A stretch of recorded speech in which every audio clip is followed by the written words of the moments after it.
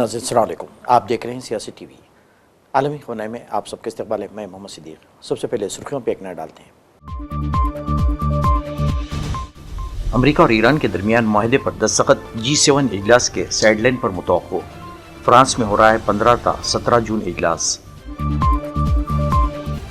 متحدہ عرب امارات کی ایران کو فنڈز منتقل کرنے کے الزامات پر مبنی میڈیا رپورٹس کی تردید۔ امریکہ نے متعدد ایرانی ڈرونز مار گرائے، فریقین کا اب بھی معاہدہ قریب ہونے پر اصرار۔ ایران امریکہ کے خلاف جنگ کا فاتح ہے، جنگ کے بعد مزید مضبوط ہو کر ابھرا ہے، ایرانی وزیر خارجہ عباس عراقچی کا دعویٰ۔ ایلن مسک دنیا کے پہلے کھرب پتی بن گئے، اسپیس ایکس کی قیمت $2 ٹریلین نے ریکارڈ کیا بریک۔ آسام طیارہ حادثہ، فضائیہ کے 5 اہلکار شہید، AN-32 حادثے کی تحقیقات شروع۔ نئی سرخیاں، اب خبروں کی تفصیل پیش ہے۔ ایرانی وزارت خارجہ کے ذرائع نے تصدیق کی ہے کہ امریکہ اور ایران کے درمیان معاہدے پر دستخط G7 اجلاس کے سائیڈ لائن پر متوقع ہے۔ G7 ممالک کے سربراہ اجلاس فرانس کے شہر اویان میں 15 جون سے 17 جون کے درمیان منعقد ہو رہا ہے۔ ایرانی وزارت خارجہ کے سینئر اہلکار نے نام ظاہر نہ کرنے کی شرط پر بتایا کہ اگر تمام تر صورتحال برقرار رہی اور امن عمل کو سبوتاش کرنے کی کوشش نہ کی گئی تو ممکن ہے ڈیل پر دستخط اجلاس سے ایک روز پہلے یعنی 14 جون ہی کو کر لیے جائیں گے۔ واضح ہے کہ G7 ممالک کا اجلاس فرانس کی سربراہی میں ہو رہا ہے، جس میں یورپی یونین کے صدر اینٹونیو کوسٹا اور صدر ارسلان ڈیلیو بھی شرکت کریں گے۔ G7 اجلاس میں مشرق وسطیٰ کی صورتحال، جیو پولیٹیکل چیلنجز، یوکرین اور یورپ میں امن سلامتی، بین الاقوامی شراکت داری، اقتصادی نمو اور آرٹیفیشل انٹیلیجنس کے مستقبل پر بات چیت کی جائے گی۔ G7 میں Canada, France, Germany, Italy, Japan, برطانیہ اور امریکہ شامل ہے۔ تاہم میزبان فرانس نے بعض ایسے ممالک کو بھی اجلاس میں شرکت کی دعوت دی ہے جن کا تعلق G7 سے نہیں ہے۔ متحدہ عرب امارات نے بین الاقوامی ذرائع ابلاغ کے بعض اداروں میں شائع ہونے والی ان خبروں کی سختی سے تردید کی ہے جن میں الزام لگایا گیا تھا کہ امارات نے ایران کو فنڈز منتقل کیے ہیں، جن میں $3 ارب سے متعلق دعوے بھی شامل ہیں۔ اماراتی وزارت خارجہ نے سنیچر کو ایک بیان میں واضح کیا کہ یہ تمام الزامات سراسر جھوٹے اور بے بنیاد ہیں، اور اس بات پر زور دیا کہ ایران کی کوئی منجمد فنڈز نہ تو جاری کیے گئے، نہ منتقل کیے گئے، اور نہ ہی امارات کے ذریعے اس عمل میں کوئی سہولت فراہم کی گئی ہے۔ امریکہ کا کہنا ہے کہ اس نے سنیچر کی صبح آبنائے ہرمز میں تجارتی جہازوں کو نشانہ بنانے والے متعدد ایرانی ڈرونز مار گرائے ہیں۔ یہ واقعہ فریقین کی جانب سے اس بیان کے چند گھنٹوں بعد سامنے آیا جس میں انہوں نے کہا تھا کہ مشرق وسطیٰ کی جنگ کے خاتمے کا معاہدہ پہلے سے کہیں زیادہ تباہ قریب آ چکا تھا۔ ڈرونز کو فضائے میں یہ واقعہ تہران اور واشنگٹن کے مابین ہفتوں سے جاری تعطل کا شکار مذاکرات کے بعد پیش آیا۔ ایرانی وزیر خارجہ عباس عراقچی نے کہا کہ مفاہمتی یادداشت پر ابھی دستخط نہیں ہوئے ہیں، اس کے 14 نکات ہوں گے، جب یہ طے ہو جائے گا تو عوام کو اس کی ایک ایک تفصیل بتائی جائے گی۔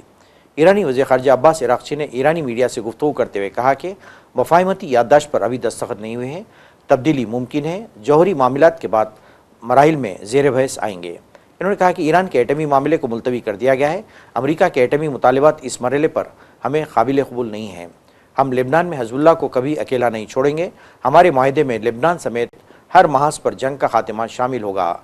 ایرانی وزیر خارجہ عباس عراقچی کا کہنا ہے کہ ایران امریکہ کے خلاف جنگ کا فاتح ہے، ایران امریکہ جنگ کے بعد مزید مضبوط ہو کر ابھرا ہے۔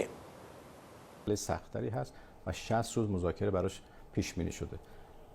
در مرحله دوم یا توافق نهایی بحث هسته‌ای در کنار بحث رفع تحریم‌های ایران و یکی دو تا موضوع دیگه که حالا سر فرصت خواهم گفت بررسی خواهد شد و توافق نهایی صورت خواهد گرفت.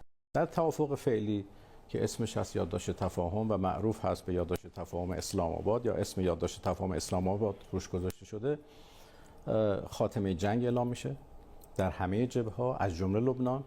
من این رو بارها گفتم، ما هیچ وقت در این جنگ لبنان رو فراموش نکردیم، چرا که لبنان و حزب الله لبنان به هر حال در این جنگ در کنار مردم ایران جنگیدند و هرگز ما اونها رو تنها نخواهیم گذاشت. در آتشبسی هم که اعلام شد، آتشبس در همه جبهه‌ها بود از جمله لبنان. حالا بگذاریم که رژیم صهیونیستی بارها نقض کرد که جوابش رو حزب الله داد، هر جام که لازم بود ما جواب دادیم و خود این جواب ما هم به نظر من یک دستاورد راهبردی دیگر بود. که ما برای اولین بار شروع کننده تهاجم ما بودیم بر علیه برای مجازات رژیمی که از تعهدات خودش به هر حال سرپیچیده بود و این در عرصه جهانی به عنوان یک پیروزی راهبردی برای ایران ثبت شد که ایران نشون داد که شوخی نداره و اگه لازم باشه از جنگ نه تنها نمیترسه بلکه هر جا که لازم باشه اون رو به کار میگیره. رفع محاصره دریایی هست، بحث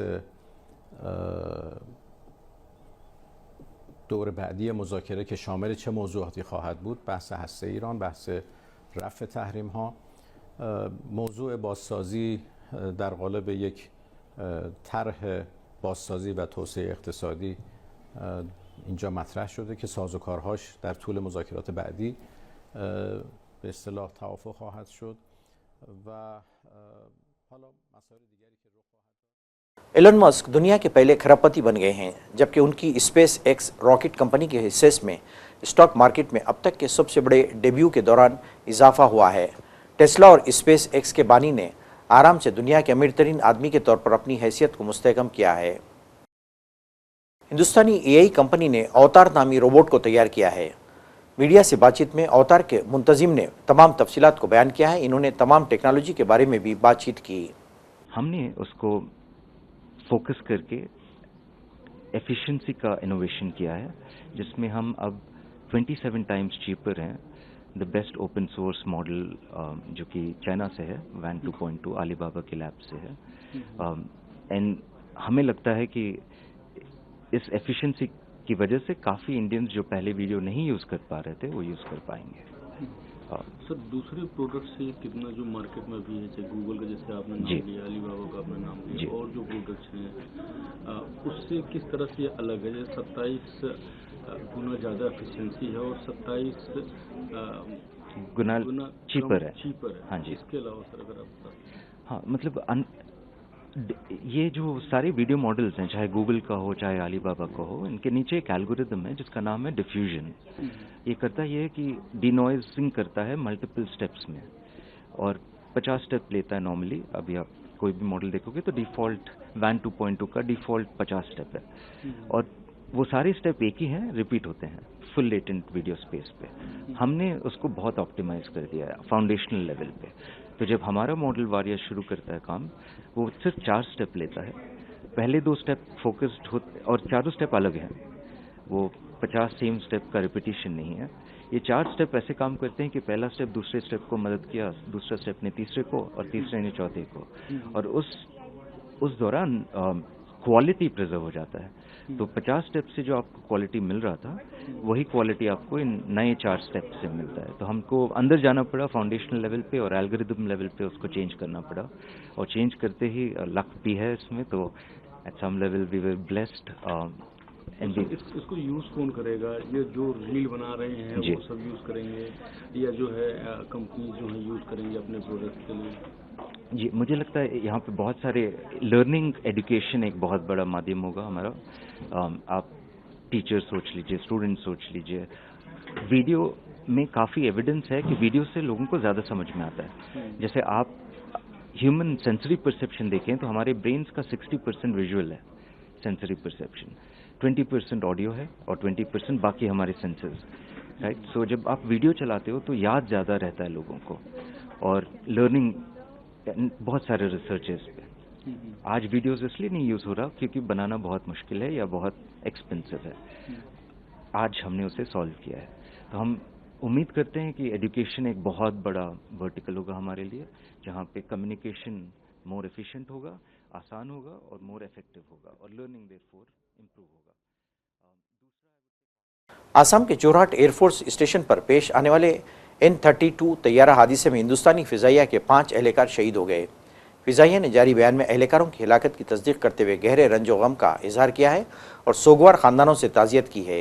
اس کے ساتھ ہی رپورٹس میں دعویٰ کیا گیا ہے کہ حادثے میں ایک پائلٹ زندہ بچ گیا ہے جس کا علاج جاری ہے. نیپال حکومت نے سفارتکار بننے کی خواہش رکھنے والے شہریوں سے درخواستیں طلب کی ہیں. نیپال کی وزارت خارجہ نے اس سلسلے میں ایک نوٹ جاری کیا ہے جس کے ساتھ 7 صفحات پر مشتمل ایک دستاویز بھی ہے. اس دستاویز میں سفارتکار کے عہدے کے لیے ضروری اہلیت اور قواعد بیان کیے گئے ہیں۔ جاری نوٹیفیکیشن کے مطابق درخواست دہندے کا کم از کم گریجویٹ ہونا لازمی ہے۔ اس کے خلاف کوئی مجرمانہ مقدمہ یا سزا نہیں ہونی چاہیے، ساتھ ہی اسے کسی بیرون ملک زبان کا علم بھی ہونا چاہیے۔ امیدوار کو درخواست فارم میں یہ بھی بتانا ہوگا کہ اس عہدے کے لیے موزوں کیوں ہیں اور اگر اسے موقع ملے تو وہ کیا کام کرے گا۔ امیدواروں کو یہ بھی بتانا ہوگا کہ وہ تجارت، سفارتکاری اور ثقافتی تعلقات کو کس طرح مضبوط کریں گے۔ ناظرین، آخر میں سرخیوں پہ ایک اور نظر۔ امریکہ اور ایران کے درمیان معاہدے پر دستخط G7 اجلاس کے سائیڈ لائن پر متوقع۔ فرانس میں ہو رہا ہے 15 تا 17 جون اجلاس۔ متحدہ عرب امارات کی ایران کو فنڈز منتقل کرنے کے الزامات پر مبنی میڈیا رپورٹس کی تردید۔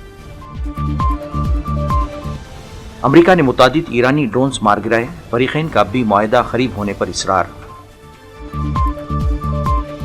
ایران امریکہ کے خلاف جنگ کا فاتح ہے، جنگ کے بعد مزید مضبوط ہو کر ابھرا ہے، ایرانی وزیر خارجہ عباس عراقچی کا دعویٰ۔ ایلن مسک دنیا کے پہلے کھرب پتی بن گئے، اسپیس ایکس کی قیمت $2 ٹریلین نے ریکارڈ کیا بریک۔ آسام طیارہ حادثہ، فضائیہ کے 5 اہلکار شہید، AN-32 حادثے کی تحقیقات شروع۔ ناظرین، اس کے ساتھ ہی عالمی خبرنامہ ختم ہوتا ہے۔ مجھے اور ساری سیاست کی ٹیم کو اجازت دیں۔ اللہ حافظ۔